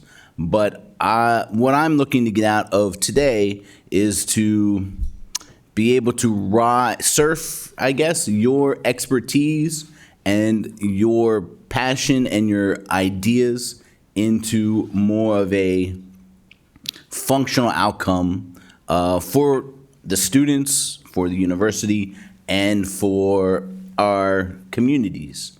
And I think Barry is a great place to do that. I just took some students to a marine biology conference just last week, and our student body at Barry, I can say, was much, much more diverse than the average group at the conference, right? And so I think Barry is really good place to set up to touch a lot of different communities, locally, nationally, and internationally, where we could do a lot of good change. And that's what I'm hoping to take out of this, sort of a better, more concrete direction and ability to do that. So thank you again for coming here and sharing with us your thoughts. Great, thank you. So what you're saying is you're ready. Let me go to Nadia, and then we'll come back to Anita. Good afternoon, everybody. I'm Anita Zawadzka. Mike is my colleague from the Department of Biology. I've been here at Barry for about 22 years, and I'm an environmental scientist. I'm a solid waste person by trade, so I'm a garbologist. And after this, I'll actually be out on the mall part of the carnival with my recycling T-shirt, teaching recycling practices, proper recycling practices. I have a unique perspective. I'm half Czech and half Guyanese. I've grown up in both countries, and with respect to climate change, we're feeling climate change in both of these. Guyana is a country that's 6 feet below sea level, so sea level rise is obviously an issue. We recently found oil, about which everybody is happy, and as soon as I heard it, my heart broke because we're just one oil spill away of decimating our fishing industry. And instead of developed countries paying developing countries to keep that oil in the ground, we're going to be doing everything we can to get it out of the ground, and we're going to be one of the largest producers of oil in the coming years. Again, I'm quite unhappy about it. In Czech Republic, things are blooming a month earlier, as I'm sure many of you know in other latitudes as well. So climate change is very personal. I'm excited to be part of this conversation, and my hopes are that the culmination of all of the conversation will be the direction towards really tangible changes. I know I can sometimes preach a little bit too much, but I really do practice what I preach. Everything that I say and I try to instill upon others, I do myself. I even brought my own plate to the meeting just in case. So I'm really hoping that something will come out of this. So we are an example. I do believe education and awareness are the first step. And while I know that it has to happen at the top levels, it really does start with the individual. And we touch one person next to us, perhaps the person next to them, and that's how it's going to be done. And the reason I keep teaching and I'm in the classroom is because I do believe that I can touch one, touch two, maybe touch five, and then it's going to spread. So I'm excited to see what our actual outcome is going to be. Thank you. Thank you for that unique binational perspective. Thank you, everybody, for joining us and for convening here, and also thank you to our hosts. What I think is important to kind of think about is how, with climate change that we're seeing, we need a whole of system response. And so we're going to have to look at industries like insurance, education, energy. We also have to look at like the cross collaborations that we can build, not just with education, but also with the arts. And I think Miami, as well as the state of Florida, are really well positioned to do that.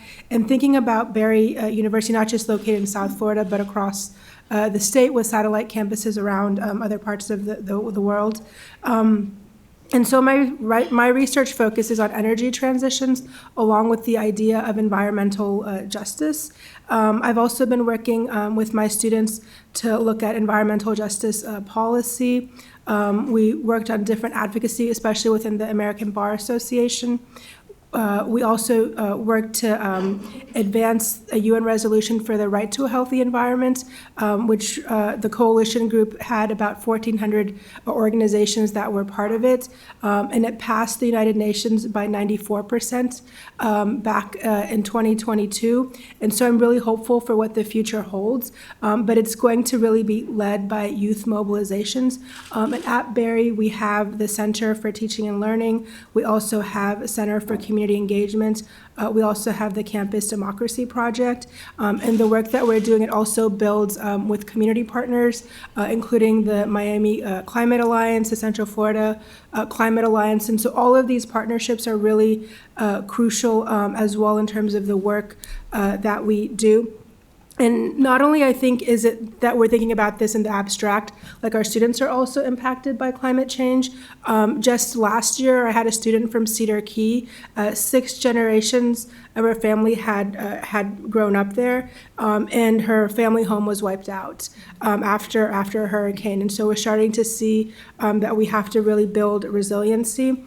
And so like in terms of educational ideas, it's about like what we're doing right here is the capacity building, but also monitoring and evaluating the changes that we have, building financial systems as well as resilience planning, and also the infrastructure aspects of it, along with how we're going to think about responding to like multi-hazard early warning systems, because like if we see flooding that is happening, not just in the coast, it's also inland flooding. We had students a couple years ago who had to be evacuated by the fire department in boats. They basically showed up at apartment complexes because the flooding was really bad in like Orlando, and that's like so many miles inland. So I think this is really an important and crucial problem. Of partnerships in particular are ways that can affect change on one hand and focused around resiliency and, if you will, preparation.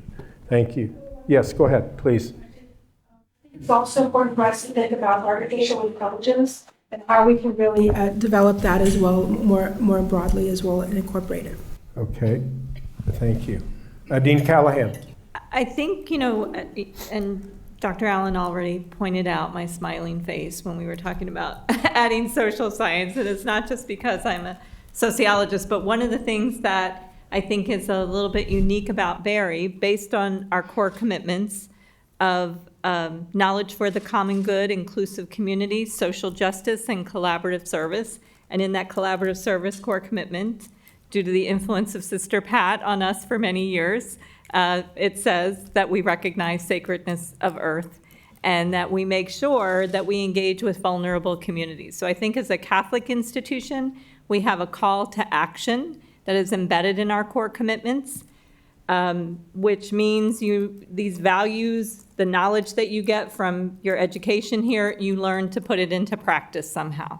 It's a commitment that we have. We call it the preferential option for the poor, but another way of saying it is just attention to vulnerable communities. And I know one of the methodologies that we have found to be increasingly important, and even tried to integrate it into the natural and physical sciences, is a participatory community-based methodology for our engagement with communities. So when we talk about how do we make ourselves understandable, how do we scale something properly and apply it to different environments, if you are truly participatory and community-based, you can do that because you engage directly with the people, you recognize the value of their local knowledge. We bring a certain expertise, no matter what our discipline, what our field, what our organization, but they are the experts of their own lives, and they are the experts of what it's like to live in that community. And so we already work with communities in Little Haiti and in Liberty City who are experiencing climate gentrification. And mapping out that process in and of itself, I think would be a wonderful lesson for everyone in the world that is experiencing the same thing. How it is that the poorest people in any environment are going to suffer the impacts the worst and will be easily displaced by those with more resources as they want to come in and kind of build a community that will be more resilient for themselves. So I think we have a lot of basic elements here that we have tried and tested for many, many years. And I think we have those connections, those collaborations with many different organizations, but adding to everything we've already said with the communities themselves. And we know how to engage with those communities and not bring to them the solution, but empower them to develop the solution that's most relevant for them. So in many ways, your points go right back to the very beginning with Sister Pat's reminders, if you will, to us. And that may indeed constitute an element of a very viable strategy, because there is clarity to it on one hand, but it also suggests what happens if you have clarity. It enables greater intentionality and, if you will, sense of purpose. So I'd like to open it up now. Many of you have additional thoughts and or directions. I am interested, and I know President Allen is interested in getting to, first of all, a compass setting, if you will, a directionality, and on one hand, and then, if you will, some perhaps specifics on the other, as suggestive of what we might continue to develop. First, one of the things that I noted when expert comments were being made was we should be local, and the how-to part is what we're all talking about, but because of that reason, I want to go back to what I began with. I think that's what I would like to reiterate, that all these suggestions that were made could be aligned into certain 4 goals for Barry to just, categorize them, bin them together, and then find out what our priorities would be within those 4 goals. And those, I'll come to the first one last. Of course, it's education and outreach, and many of what you all said would fall into that. Research, that is higher education research, again, whether it would be specialized curriculum, mainstreaming climate change education, or transdisciplinary certifications, etc., come under that. And so many kinds of research projects that you all mentioned would fall under that. The second one would be resilience and sustainability for the campus itself. Prioritizing emergency preparedness for the campus, resilience of your infrastructure, as well as complementing and assisting city, county, and state resilience plans. That falls under it. How is Barry, the community, the university going to be resilient, sustainable, and so on? And I'm sure everyone knows what I'm talking about, so I don't have to keep going on. And the first one is the most important about how to. Barry University will need to be inward looking first.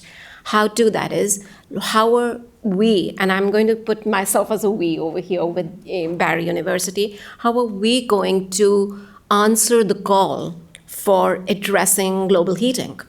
And that is, how are we going to mitigate our own part? Are we going to be on the roadmap for have a pathway to decarbonization, for net zero emission goals for the university itself?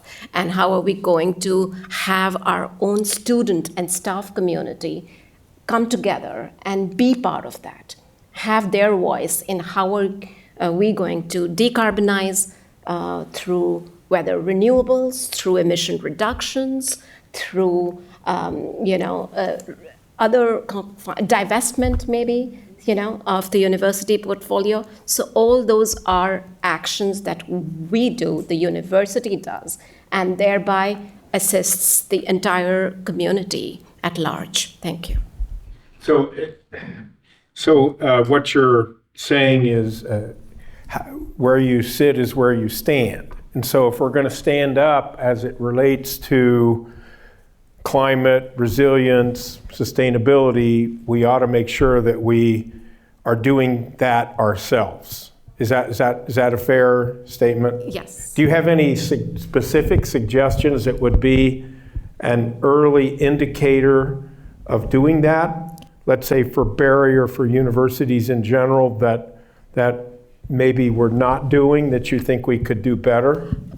I would have to be privy to all that. I know you have the sustainability plan and so on, but I'm not privy to all what is being done. But I'm sure we could have a pathway to emissions reductions that is followed, that follows the federal plan, the state, and the Miami-Dade County plans, and so on. So we have precedents over there, or regulations and rules that can be followed. Got it. Okay. Thank you. Yes, Catherine. Thanks, everyone, for a really interesting morning. The thing that I wanted to say is twofold. One is that in my own teaching, I've really experienced the power of practical learning. Once you've covered the theory in the first year or two of school, I think being able to feel like you can apply that to affect change is incredibly powerful, whether you're learning how to sample fish in Biscayne Bay or work with communities on resilience issues. So I would strongly recommend that there be a powerful hands-on component to the development of a comprehensive strategy. And then the second piece of it that is just an observation that I wanted to make is, as we went around this morning, I found myself getting more and more disheartened, right? All of these super smart people talking about all of these incredibly serious problems and how difficult and intractable they are and how few resources are available to solve them. And I became a marine scientist because I love sharks and the ocean, and they're awesome, right? I get to work with them every day and it's incredible. Sharks they've been on this planet for 450 million years. That's older than trees. That's older than the rings of Saturn. That's older than the North Star. And I'm in the privileged position of getting to help make sure that they are on our planet going forward. And that walking towards something that matters to you is always going to be more powerful than being afraid of something that could happen. And so I think that when we teach students to seek out the things that matter to them and act to influence that, that's the work that I think will make the greatest difference. Okay, so I want to juxtapose that. I'm going to pull a little part about what you just set out. I want to juxtapose it. Was there anybody around the table who was heartened by the conversation? Okay, so who would like to share that part of it? Yes, Jim Murley. Adding two perspectives to the experience I've had. At one point, I left government to join Florida Atlantic University to run a applied research center. Boy, was I a fish out of water. A non-tenured government official. So I had to learn the mechanics internally of how to create an institution within a great university like this that could be resilient and continue. And it's not magic formula, but you can splash early and then you're done. Or you can have something you can sustain. To sustain, I learned in that capacity, and we reinforced it since, that you have great partners in the rest of the higher university research community. One of the things that Karina Castillo from our office leads is a research collaborative made up of, right now, primarily FIU, UM, and Miami-Dade College, which focuses on resilience in the county. So one institution, one center can't do everything, but by creating those partnerships, taking advantage of the bridges that we've built, you can find a way to I think, leverage the work as you go forward. But Jim, specifically, let me just press you a little bit. What heartened you about that? I mean, just you were What I heard remembering was- what we do have in universities, is that it? Well, what I heard was that you had the basis here in other initiatives that I heard the faculty talk about. But I guess in my experience of trying, you and I did this together, right? Once, a joint center between FIU and FAU. You've got to find the internal strength to keep it going within the competing demands for resources, and do that by creating partnerships inside and out. If it's not strong as an organization within the institution, new priorities will take the resources away. Well, okay, so let me just, again, one more, from what you know about Barry, what about the value predisposition that you're hearing in terms of Barry itself and its, if you will, its value DNA? Do you think that is an advantage or a disadvantage, or it's neutral? It's an advantage. I mean, I'm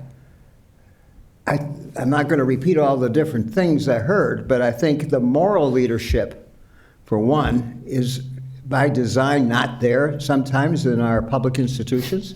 It's harder for us to talk to the legislature about that. Yeah. But it's strong here, and I think that adds to the partnerships that I know exist already, right? These exist, we're funding them, and they're meant to bring collaboration among the universities. What you're saying is it's okay to have a moral stake in the ground, and that's what, in part, Barry is all about. Whereas a lot of institutions may be, if you will, indifferent to that, or are forced to be indifferent, or just haven't really thought about that a lot. It has been thought about a lot here. So, okay, I thank you for letting me tease that out of you. Dogs have done that. Okay, other thoughts, Steve? I'd like to raise the level of focus just a moment. Excuse me. Think of the Christmas tree. It hasn't always been a tradition to have Christmas trees. In some cultures, it was a pagan tradition. But think of the modern Christmas tree. You all have a beautiful ornament. Some are religious, some are old, some are science, some are high tech, some are for children, some are things for you. But let's not forget why we have a Christmas tree, or that these are for a Christmas tree.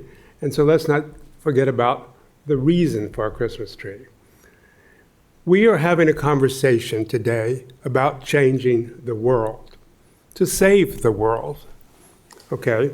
Now, our public dialogue is also uses the words conserve, protect, save. But we need a vision for the future. When former President Medic embarked on a study of leadership, he interviewed all of the science gurus, all the business gurus, but he also interviewed the Dalai Lama. And the Dalai Lama said, you have to have vision. Oh, vision for 30 years, for a generation? No, for generations. You have to have a long-term vision. Now, we are trying to think about how to do a generational responsibility here. Educate the youth. How simple is that? But the world is changing under our feet. The world, when I graduated from college, is not the same as the world your students are graduating from college.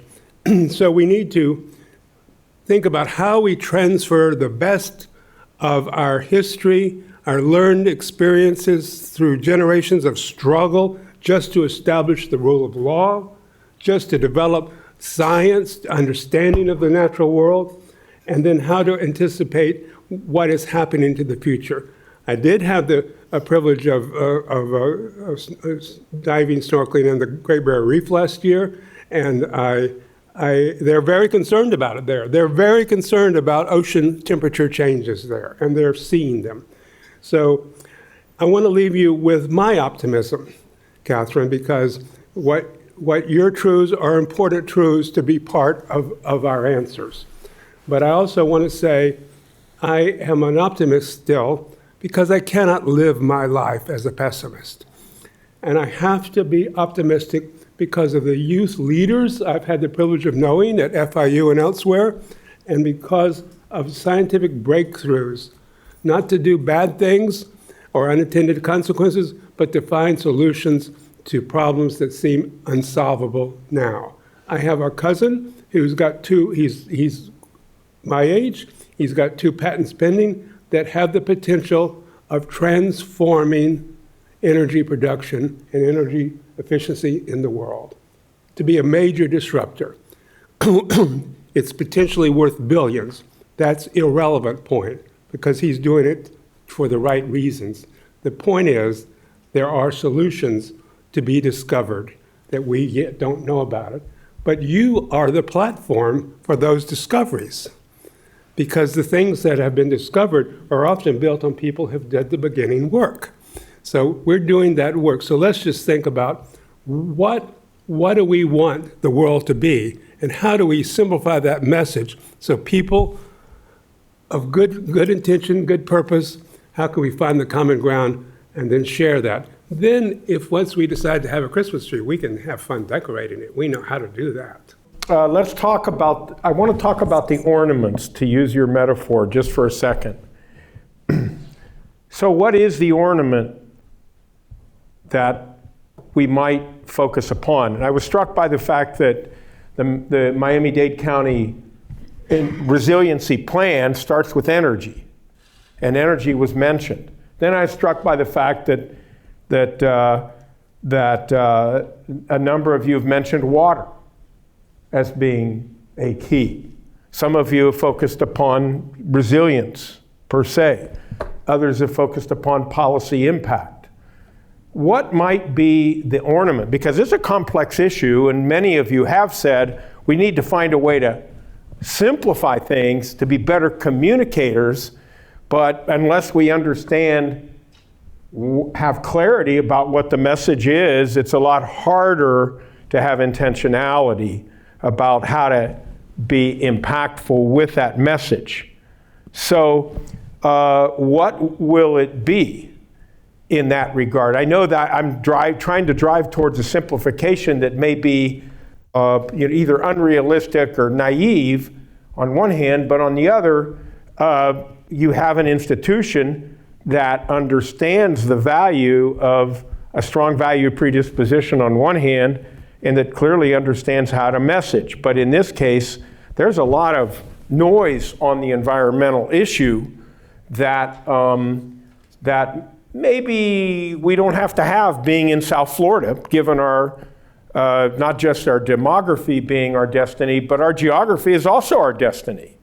So is there an ornament or two that around which we could then get the clarity and the intentionality that genuinely would have a big impact both locally as well as globally? Okay, Eric?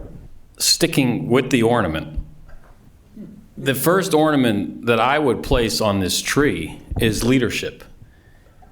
These are a lot of complex issues, and you can get on that hamster wheel and it can continue on and on and on, but unless you have the leadership to stand up to say, we're going to do this, we're going to put this on the forefront. So to have the president here, as it relates to this institution, taking time out of a busy schedule to ensure, and certainly you have the support now of a philanthropic business leader who wants this university to be at the forefront. So I think half the battle is leadership. And when you have that clear, directed leadership that we're gonna lead by example, we're gonna offer solutions for a community that you reside in, for the students that make up this institution, I think that's critically important. And what's got me heartened here at this table is the fact that you're sitting here, that your leadership is sitting here, the tenacity of the Dominican sisters that I know will not let this university fail, and then the fact that a generation is rolling up sleeves to accomplish or to tackle issues that are greater than ourselves. And the Everglades is a clear example. Students at this university should be told there is precedent. There are examples that nature-based solutions work. Example being the Kissimmee River.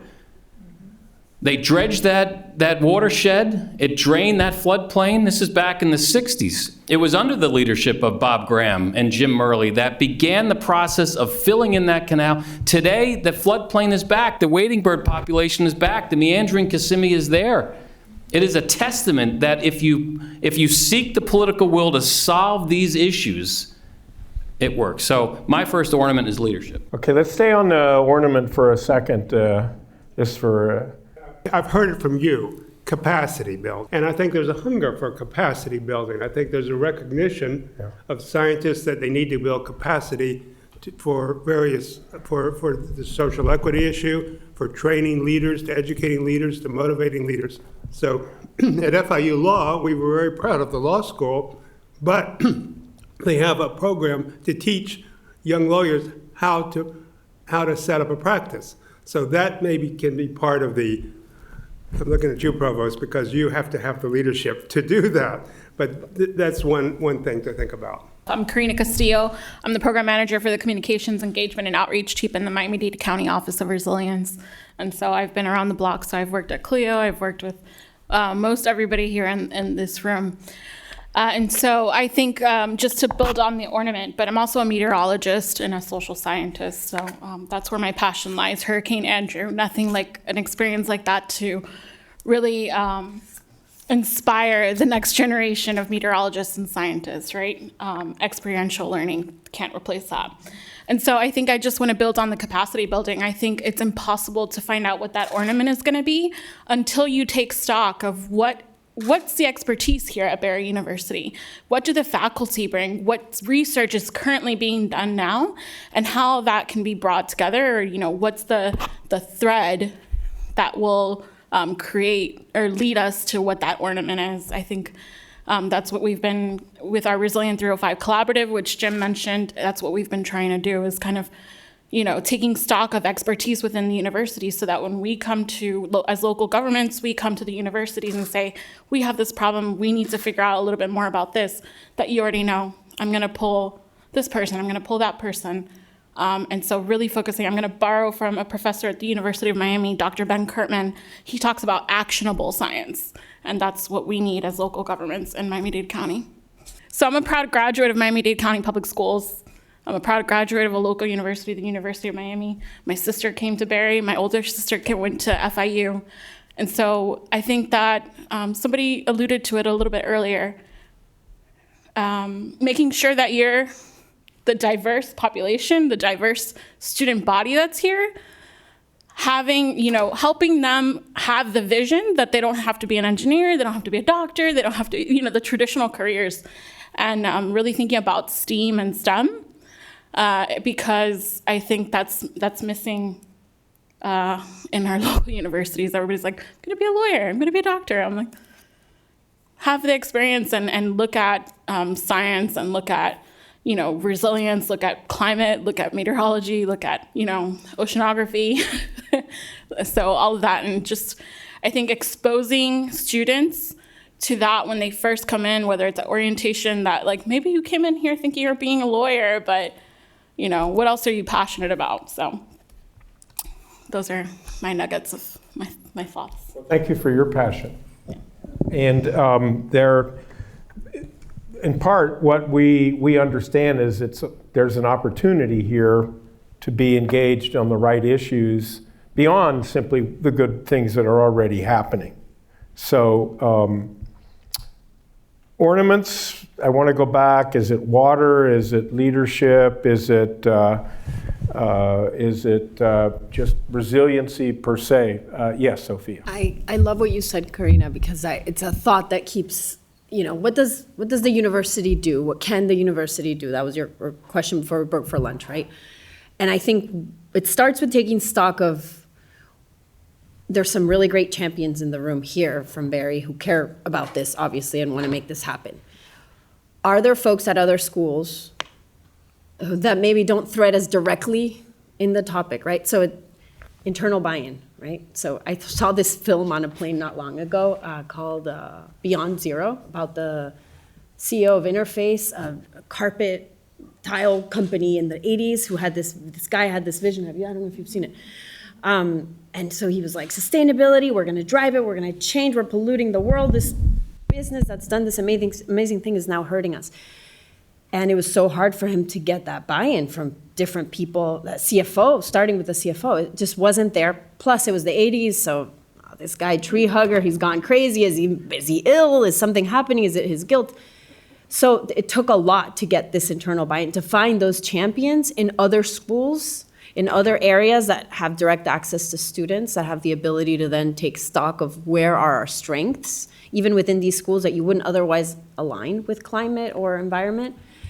And then building on that leadership, to your point, in those champions within your school to get that message spread, to have students thinking about, I'm not a scientist or an engineer, but I'm a psychologist, or I want to be a teacher, or I want to be whatever else, fill in the blank. And it can be, and it is, not only is my career potentially impacted by climate because of, as we know, it's a problem exacerbator, it just makes everything more challenging.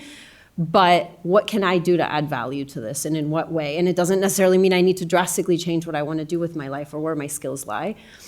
And then the other piece of that, when talking a little bit about funding and creating something that sticks, it's something that universities are very good at and professors are very good at, right? It's grant writing. Right now we have an amazing opportunity with federal grant opportunities to create resilience, to create these opportunities for energy transitions. And we don't have the capacity on the ground in Florida, nor the political will in some instances, to take some of these funds and do something with them. And there's some interest, but building on partnerships and pulling in from other sort of, the Nature Conservancy's supported a lot of coalitions for federal grants. We're not maybe necessarily a fiscal agent in all of them, but we are working in different partnerships and exploring that. So I think making your champions within the different schools who have the expertise to write the grants, come together with those of you who better understand the issues and start to kind of create that momentum within your leadership at the university, across the university, so that then that can trickle into the students and begin to come up with engage more people at the university who maybe don't see themselves in the issue yet, but who can and can help move more students. And then the federal grants piece would be my other thought. We don't have the capacity in the state of Florida. Is it because there's so much money out there now, or is it because of a dearth of, if you will, skill and expertise within the state? So I would say some of that is skill and expertise within municipalities, within different communities. They don't have the hands to, take on. We just recently started, last year, we started working with the Miccosukee Tribe of Indians. And when we approached them about, well, what federal grant opportunities, because there's this one specific one around building energy resilience. What other things are you all working on? And maybe some of the things they were working on were education and some grants that were maybe important and that could make a difference, but they weren't transformational in what they could accomplish. When they really sat down with us to look at this one grant opportunity and explored put all the issues on the table that they were actually facing as a community as it relates to their environment and to climate, they realized that they needed to pivot the two people they had working on grants to maybe work and learn how to work on these larger grants that could allow them to create more transformational change. And that's where we came in to partner. And so like this community, there are so many communities. You just talked about some of the communities that Barry works directly with. There's opportunity to create collectives there to apply for some of these grants. So beginning to have conversations where there isn't the understanding of, can I even write a grant for a $15 million? Is the capacity there? These grants are also very complex with a lot of different components, community impact and different things. If the ethos is here at Barry to do something of service, of doing more, of value, there's already enough to play with to create sort of this momentum and opportunity to say Barry can step up and help communities access some of these grants, or Barry can leverage some of these grant opportunities to maximize the philanthropic dollars that you've been given to start this and leverage and bring in other funds that can help you scale some of the work here to then demonstrate to the community. Just as a fact, I think we have nearly 40 different municipal governments in Dade County. Jim, how many? 34 cities and one county. Okay, 34 cities. Do each of those cities have a resiliency officer, for instance, or someone who takes responsibility? What would be the percentage? 50%? 25%? Or is that the wrong question in the context of Sophia's point? I would say the percentage is about 15%, let's say 15 to 20%. Because we have such a wide range of municipal governments. We have one municipality that has 9 employees. Then we have Miami, City of Miami, which is gigantic. So, but it's not that they're not doing something. Their public works director has to deal with infiltration, has to deal with things already impacting their wastewater, their sewer system. So, but designated resilience office or chief resilience officer, I would say about 10 to 15%. I'm asking because Barry does have a public administration program in the first instance, and there are municipalities that are, if they're not dealing with it, they probably will be dealing with these issues, pretty quickly. Jim? Well, again, I'm building on something that's already there because of what we call the Little River Canal and the C8 Canal, Biscayne. Biscayne Gardens and El Portal and Miami Shores are already working together. And those other 2 communities are even smaller than Miami Shores. So there is also, it's a big county, and we find regional groupings can be very helpful in terms of the work we do with the cities. So, I mean, that's a pathway. Evan Dobell. I think what Barry might want to look at is, what are you going to do if somebody gave you $1 million or gave you $5 million, gave you $10 million? What are you going to do? And I think you have to look at that. I've had many privileges in my life. It's sort of the ordinary guy who's had extraordinary opportunities, including 50 years ago being mayor of my hometown, home city, I should say, which was a General Electric plant. Major responsibility was plastics, of which we all ingested something today in our water and our food that was plastic. But you're not a research university. You're not a 2-year college, which I've been president of. You're not a liberal arts college that I was president of, that Mike is an alumnus of. University of Hawaii, which had a huge oceanography program. And the question always was, if you had the money in the future, what are you going to do with it? And to me, it's only my opinion that what I listen to a lot is education here. People have to be taught. You're a teaching institution. Teach the people. But don't wait till they get to college. It's too late. You got to teach them when they're in 5th grade or 8th grade or 10th grade. Kit and I now have our first grandchild. It's 2 years old. We're having another child, I gather, in July. You ever hear of Bluey? You ever heard of Miss Rachel? Miss Rachel could run for president. I mean, you zero in on it. Couldn't Barry consider, with no cost, to create a channel that could be on what young people listen to? They don't deal with Facebook anymore. I could Facebook my son all day long. He's 37, never responds to me. TikTok, Instagram, TikTok, Instagram. What can you do to teach young people what the situation is environmentally? That would be a huge brand in the world of branding and higher education, because you are a business and you're looking for students. You're looking for full-paying students. You're looking for people who feel that the community and the environment are something that they'd be interested in attending. And the ability to do that, it seems to me, with your film and other programs, and you come together with marine biology, you could come up with a series, I think, of teaching youngsters. By the time they get to the college, it becomes it's more of a transformational experience. At a 2-year college, more transitionary. But the transformation ought to begin when kids are 6 years old or 8 years old, that there's an environmental situation that can be resolved. And certainly better minds than mine that would understand how to present that exist. But it seems to me that could be a major play, is to remember what your mission is. You are a teaching institution. And if you start into research, I don't know how you afford that. And then you start talking about reallocation of funds from other departments. which would be your nightmare. He's and so- retiring, so- Yeah, so how are you going to get other resources to come in to do this new kind of teaching education? That would be something that I don't see anywhere. I don't see anywhere. And if you look at this, 7.5 hours a day is what the average 5 to 18-year-old is looking at. 67% of youngsters 5 to 18 are not fluent readers. 40% are non-readers. Cursive writing is gone and AI is coming. Be the teachers of the environment and the challenges that we face on the sanctity of the earth. And one thing that I read the other day, which I thought was interesting, is why do we call it the earth?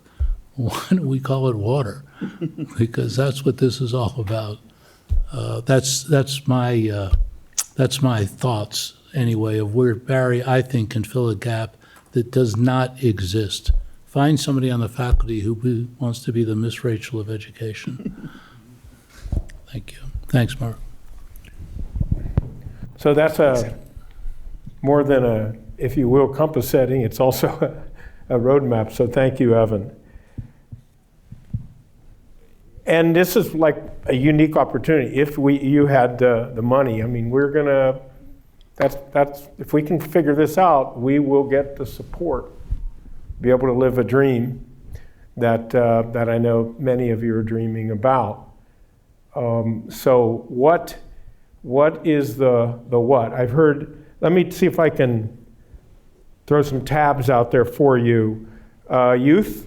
The importance of youth, the importance of leadership, the importance of helping low income or the poor, and the responsibility there, better communication, more impact with that communication, a renewed sense of urgency. So there's some pointers out there, if you will, for us here. What I haven't heard, which I'm surprised about in terms of my own preparation for the conversation, was I haven't heard anybody insist that this has got to be about decarbonization or ozone layers or acidification of the ocean. I mean, all those things are important, but I haven't necessarily heard that. And probably that's maybe a good thing on one hand, but on the other, it may suggest that we don't have enough clarity to actually achieve the impact that we really either want or need, particularly as it relates to us in our own, very, very special ecosystem. But I know someone who can figure that out, and that's Sister Pat. Or at least, let's put it this way, who's thought about it, a lot. So Sister Pat, any thoughts here as we start to turn into the final moments? I think some of the elements we just named are essential, whether we use the ornament metaphor. I would agree, leadership, but it's not just Mike's leadership. It's leadership across the board. When a vision is named, in my experience, it comes from the community. For a vision to be owned, there has to be levels of participation, shaping, framing, so that people can recognize themselves in it. And it touches a profound need. And creates a space for people to bring their passions. And a vision does give focus. And yet, it takes time to build a vision. And we all feel the urgency of needing to do something that seems to make a difference. The whole action piece. And so what I've been hearing here is struggling with these various huge areas of need that require action. And thank God we've got people in the room who are doing some of it. And whatever is going to be Barry's contribution, it's going to be something that is a part of a larger whole. And we definitely need, I know as a congregation, and I think Barry is as one of the core values, collaboration, partnering. Today, nobody does it alone. Not only just partnering for financial support, which is so huge to make things possible, but relationships. And we won't go anywhere into the future sustainably without relationships. So, I mean, so I guess what I'm saying is there's an under structure of trust and relationship building that has to happen. Maybe there has to be an identification of some of those who are in this room who are willing to do the next layer of digging, of work, of getting the voices here so we can get clearer. I'm very struck by that thought of Barry University always having been in the field and area of education. Not just in the classroom, but education across the world, in the broadest sense. And that does seem to be the call today, I think. One of the key calls is education. Now, how do we do that? I mean, we've got all kinds of programs, but as we see our democracy and society unravel, the need for education and the motto of the Dominican Order is veritas. It doesn't mean that we think we have it, it means we search for it. But veritas, truth. And today, there is such a need for our coming together, just globally, but in this country in particular, to come to agreement on basic truths. So I'm laying out a lot of stuff. I don't know, I do think that one of the things is there's got to be the next layer of digging. There's got to be the next layer of people doing the grunt work and the imagination of the different pieces. So some of the voices that I heard today, I would love to continue in a smaller grouping because the expertise here, when we are really looking at where Barry is located, where Miami is situated, given oceans and climate, it's critical, and I think we've got some, and you probably all know some other people that need to be in on these conversations. I think that's where I would, I guess I want to give one other example though, and it has to do with our own congregation of sisters, because at this point, I don't know how familiar any of you are, probably not, but as congregations of sisters, Catholic nuns who are in apostolic active work, we're just, we're dying. It is not a calling that people respond to today for all kinds of reasons. So we as a congregation are looking to the future to say, how do we leave a legacy? And what will that legacy be? And who's going to be a part of shaping that? And we have put our money where our mouths are. So one example when we talk about climate is we have taken our pension monies and our retirement monies that are harder, and believe me, Rome does not support the sisters. We don't get financial support from anybody but the work that we do and our benefactors. We have taken a considerable amount of that money and have invested in initially what seemed to be a high-risk climate investment opportunity that needed to raise a certain amount of money, and 13 Dominican congregations of sisters put it together with the initial funding on this Climate Opportunity Investment Fund. It was the first time we ever invested in an equity opportunity because it's so high risk. That has set the model for about 14 other investment funds now going for climate solutions on the market. I use that only because to say you got to take a risk. I would love for Barry's business department and finance students to learn more about that, to talk about investing, because when you take the risk and it attracts others, there's an energy that's being built and something actually does change. Meanwhile, it's beating the other results on the market, the returns. We're not competitive at all. Well, we need the money. I didn't see that one coming, but thank you. That was very helpful. In fact, in the end, I mean, what we're talking about is a growth mindset on one hand, and the opportunity to be optimistic about a really important issue. And I think that there's no doubt that Mr. Nappy's empowering in terms of his thoughtfulness and the direction that he's pointing, and President Allen and the team has been really inspired by that, and I know by you. So I want to end where we began. The question was raised: what do we do about it? We're on the forefront. I think we've got some things now that we can anchor that on.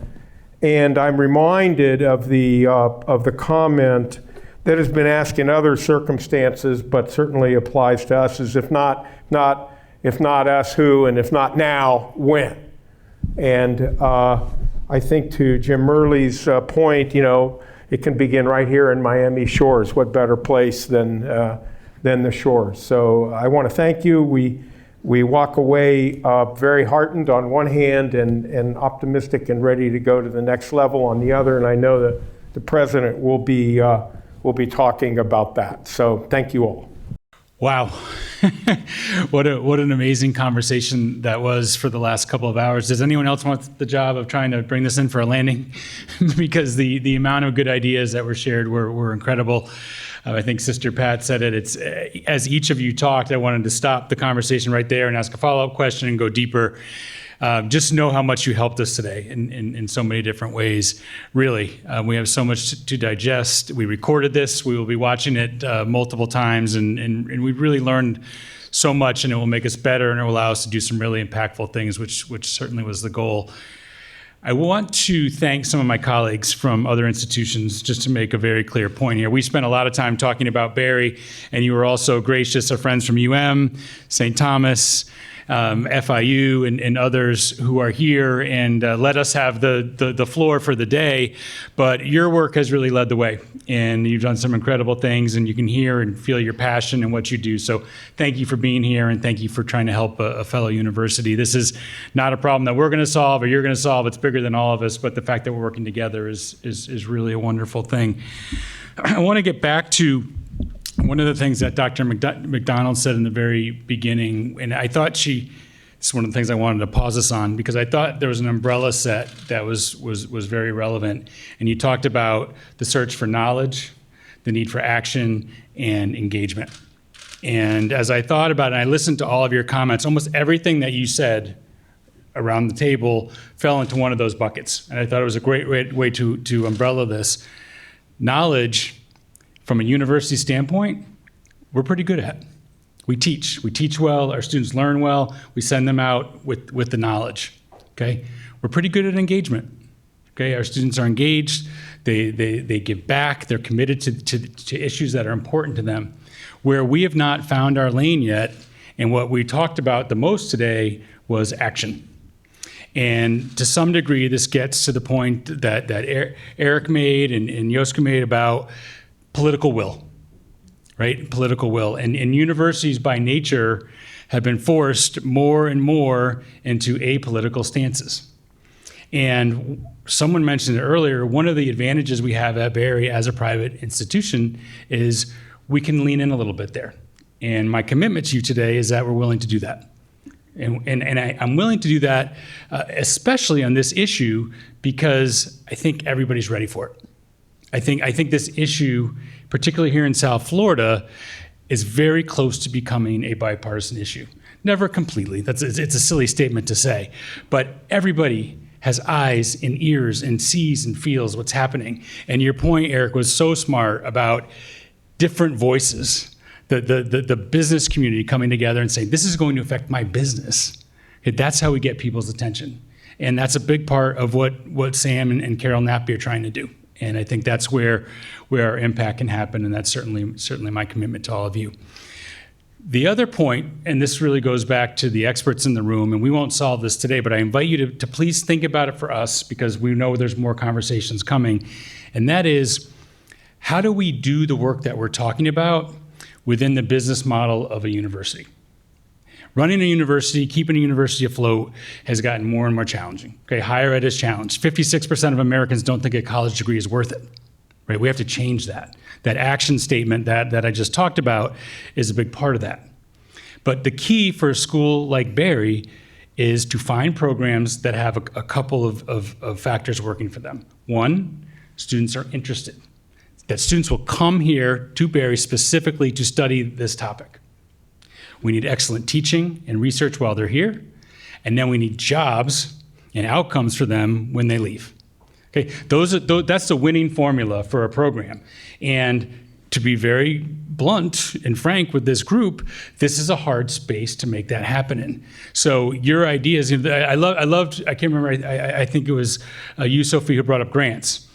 Grants is a great example, right? There's so much money to be had there that helps this lane, right? We can fund things through grants, but we need students. We need students' interest. And what I loved about the point earlier was, if it's about running towards something, not reacting because of fear of something, right? And so we learned from that. That was a wonderful point. Like, how do we make this, we're running towards something, we're gonna make a difference, we're gonna change our world in a positive way. We're not doing this because if we don't, the world's gonna be underwater. That's just a messaging point. But I ask all of you who shared your thoughts and ideas today to think about that for us, and perhaps privately through email or phone calls or grab lunch or whatever, to help us think about how do we capitalize on this incredibly important and interesting topic and field and need by making it interesting for students and making sure that they have good jobs when they graduate, when they leave here, because we need that. If we're going to invest in it, we need that formula to be in place. So we can't thank you enough. Seriously, your time, your energy, your ideas. This was just a remarkable conversation of wonderful thinkers. So thank you all so much. Round of applause for our staff here. They put on a great event. Chef Jose, I don't know if he's still in the back there, but he puts together a solid lunch every time. So again, thank you all so much. Have a wonderful afternoon. Our Earth Carnival is outside. Take a walk through. You'll leave feeling very good and positive about what's happening here at the university. So thank you all so much.